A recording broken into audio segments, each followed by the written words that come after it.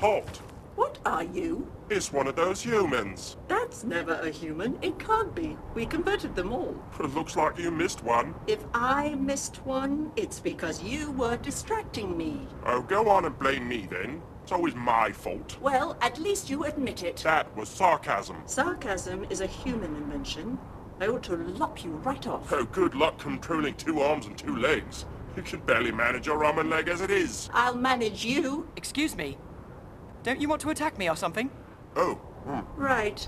Prepare for a humiliating defeat.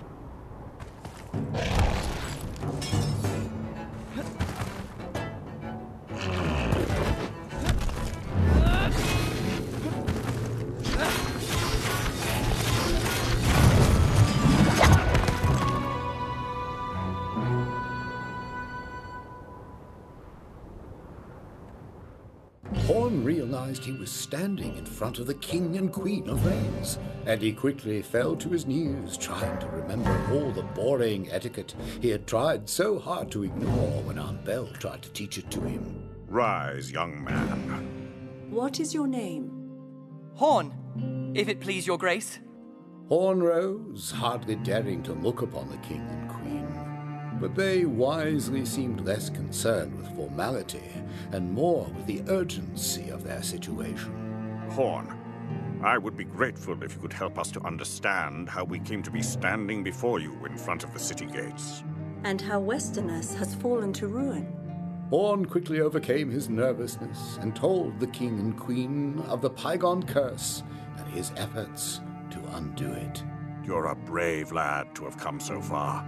There was no one else, your grace. But I don't understand. In restoring the king and myself, you thought the curse would be lifted from Rains. Yes, your grace.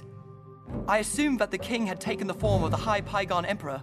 This new mystery was a frustration to Horn, inevitably made worse by Gord's obnoxious musings. I could have told you that 2-headed pair of nitwits was never the High Pygon Emperor. Ha! I know of no warrior who ever returned from a battle with a trophy that talks. I am no trophy. I am Pygon. Then perhaps you can tell us where we might find the High Pygon Emperor. Gord had come as far as Horn with a similar goal, although each of them harbored very dissimilar hopes as to what would happen when they found it. In any case, Gord knew there was no reason not to tell the king what he wanted to know. Where would you find a ruler but inside a castle? He has taken my throne. As Horn has your head, by the mother I'll have his. Your grace, may I speak? Oh, of course, lad. Horn saw danger in the king's enraged eyes and chose his words carefully.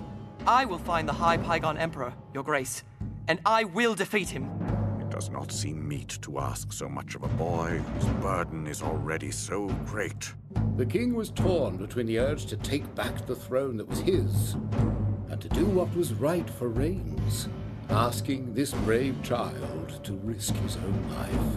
If you'd have me, I pledge myself to your service. It would be my honor to have you in my service. May I borrow your sword? Of course.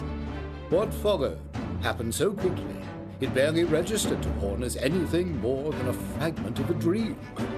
Kneel before me now, lad, and rise again as Sir Horn, Knight of Rains. Knight? Well, you're a bit young yet to be given a lordship. I don't know what to say. Save your words for that Pygon Emperor. When you see him, tell him he's met his match. Sir Horn? Could this be true, and not some cruel Pygon joke?